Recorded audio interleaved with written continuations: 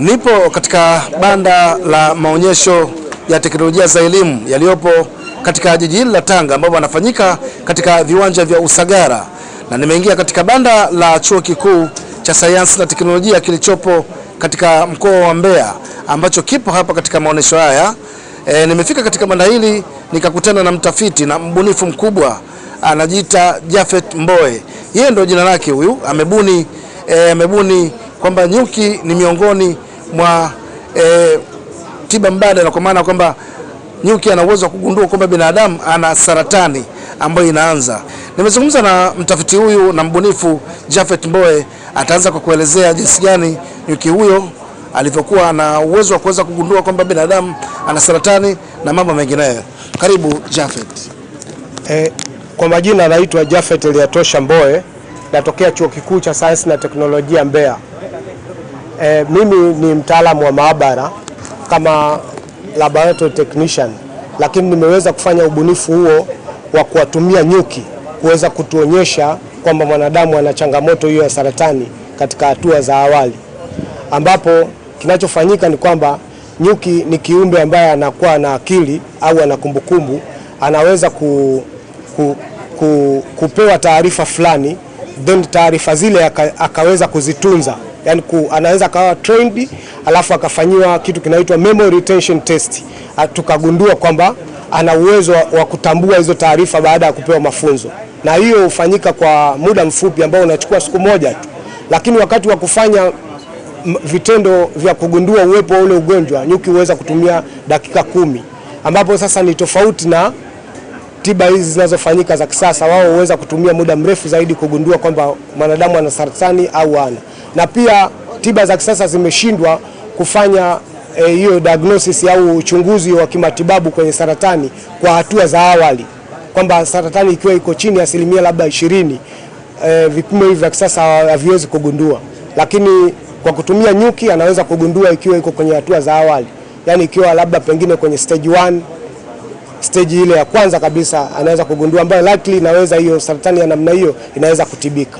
Asante sana. Labda Japhet, unaweza kutuambia kwamba huu utaalamu wa nyuki kugundua kwamba binadamu anasumbuliwa na saratani endapo kama haijaanza kuzoea au kukaa ndani ya mwili kwa muda mrefu, huu ni wa muda gani labda mmeweza kubaini, na ni watu wangapi ambao mmekushawafanyia hiyo test au vipimo na kugundua kabisa kwamba ana saratani ambayo imebainishwa na nyuki yule ambaye ni mbunifu naye amekuwa akisaidiana na binadamu?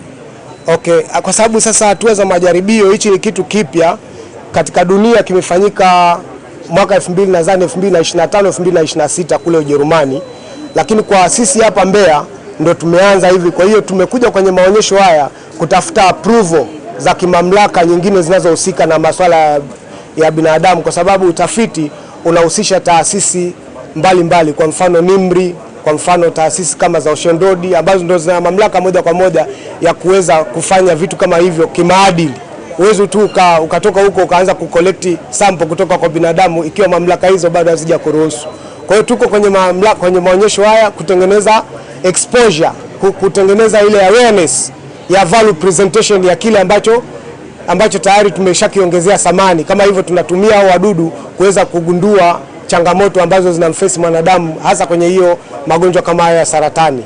Naam, ni mtafiti na mbunifu ambaye amegundua kwamba nyuki ni miongoni mwa wadudu ambao wanabaini binadamu akiwa na saratani ambayo bado haijakolea au haijakomaa katika mwili wa binadamu. Na amesema hapa kwamba wapo katika utafiti mkubwa zaidi katika kuhakikisha kwamba wanaweza kuwasaidia jamii, hasa katika vituo mbalimbali vya afya, alikadhalika katika hospitali kubwa ambapo kuna watafiti wakubwa wanabaini magonjwa makubwa ikiwemo saratani, ili waweze kuwasaidia na kusaidia jamii. Naitwa William Mngazija kutoka katika banda hili la Chuo Kikuu cha Teknolojia na Science kilichopo mkoani Mbeya, lakini hii leo tupo katika mabanda ya biashara yaliyopo katika eneo hili la viwanja vya Usagara katika jiji hili la Tanga. Nina wageni na kuwarudisha studio. Nyuma yangu au nyuma ya kamera yupo mpiga picha Juma Maogola. Asanteni na kwaherini. Katika kuendelea kukupa habari za kina na uhakika kupitia taarifa ya habari ya ITV, Jiji Letu, habari za saa na hapa na pale, ITV inakutambulishia waandishi wake mahiri wanaopatikana ndani na nje ya mipaka ya Tanzania, wakikuletea kila tukio linalotokea ndani ya saa 24, siku 7 za wiki 4 za mwezi na miezi 12 ya mwaka. Nikiripoti kutoka katika kata hii ya Mtina, halmashauri ya Tunduru, mkoani Ruvuma, ni mimi Emmanuel Msigwa, ITV. Kutoka Chuo Kikuu cha Dar es Salaam, mimi ni Jacqueline Silemu, ITV. Kutoka hapa ofisi za idara ya habari maelezo zilizoko hapa Mtumba jijini Dodoma, mimi ni Ezekiel Mtonyole wa ITV. Nikiripoti kutoka hapa kisiwani Pemba, mimi ni Suleiman Rashid Ahmad wa ITV. ITV, Superbrand Afrika Mashariki.